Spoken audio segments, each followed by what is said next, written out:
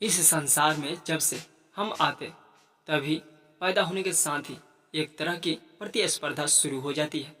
यह दौड़, यह प्रतिस्पर्धा जीवन भर आखिर सांस तक चलती है। इन सब के बीच ईश्वर ने जो हमें बहुमूल्य जीवन दिया है उसका मूल्य हम नहीं समझ पाते। राहुल एक 25 वर्ष का युवा है। इतना युवा होकर भी अभी से वो निराश हो गया था। उसे लगने लगा था कि वो जीवन में कुछ नहीं कर पाएगा। उसके साथ के दोस्त अच्छी नौकरी करके सेटल हो गए थे। राहुल की एक छोटी सी जॉब थी, वो भी छूट गई थी। राहुल अब एक नई जॉब की तलाश में भटक रहा था।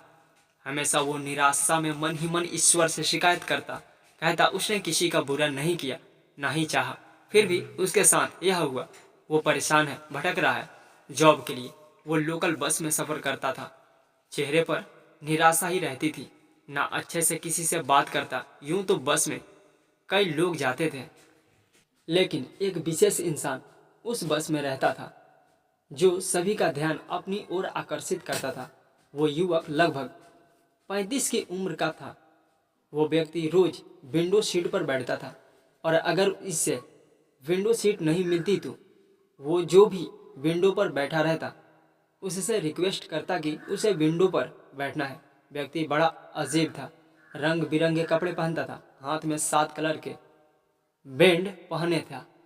बस में बड़े जोश में रहता था। उसकी आंखें बाहर खिड़की में ही देखती रहती थी और कभी कभी तो देखते देखते वो खुश होकर अपनी सीट से उछलता भी।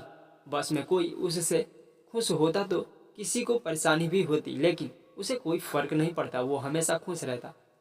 सभी ने उसका नाम रंगीला रख दिया। एक दिन वो बस में चढ़ा तो राहुल को उसने रिक्वेस्ट की उसे खिड़की पर बैठने दे।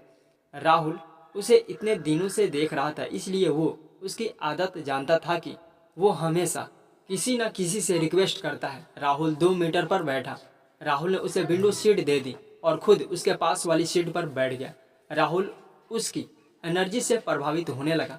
उसको हंसता देख निराश रहने वाले राहुल के चेहरे पर भी हंसी आ गई।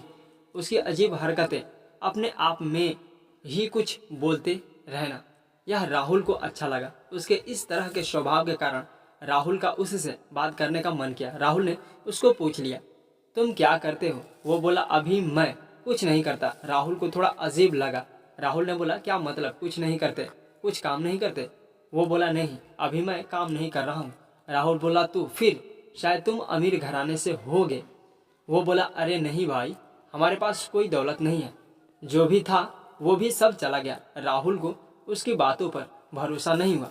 उसने सोचा कि वो व्यक्ति झूठ बोल रहा है या राहुल को बताना नहीं चाहता, इसलिए राहुल ने उस बात को वहीं ख़त्म कर दिया और फिर से चुपचाप बैठ गया। राहुल को चुप देखकर वो व्यक्ति बोला, अरे क्या हुआ, तुम तो चुप हो गए।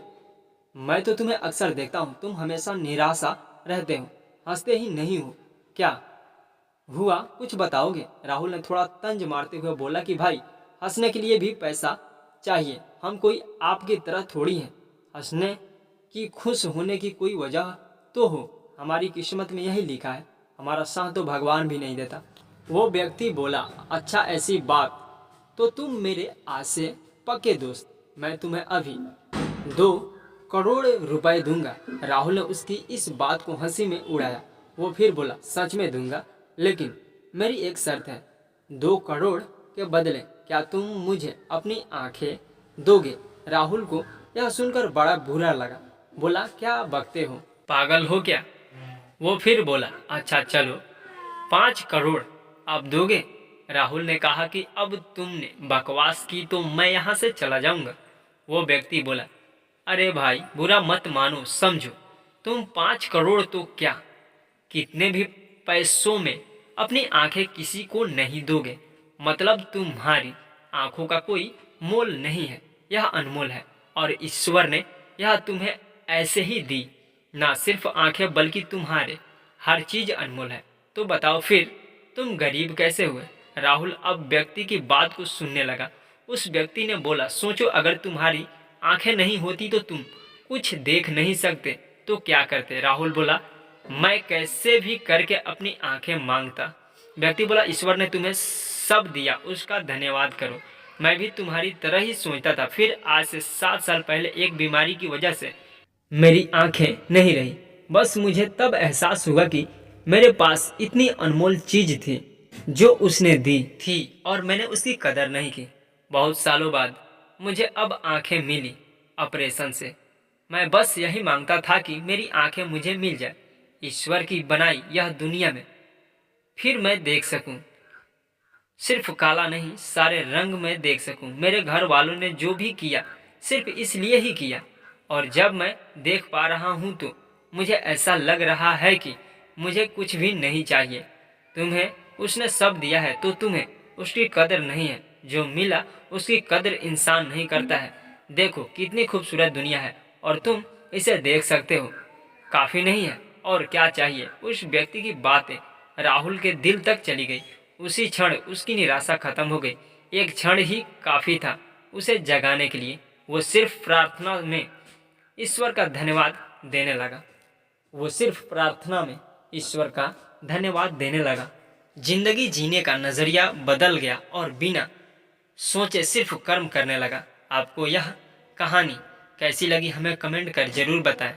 इसी तरह की अच्छी कहानियाँ आप यहाँ पर सुन सकते हैं। यहाँ उपस्थित शिक्षाप्रद कहानियाँ आपका मनोरंजन करने के साथ दिशा भी देगी।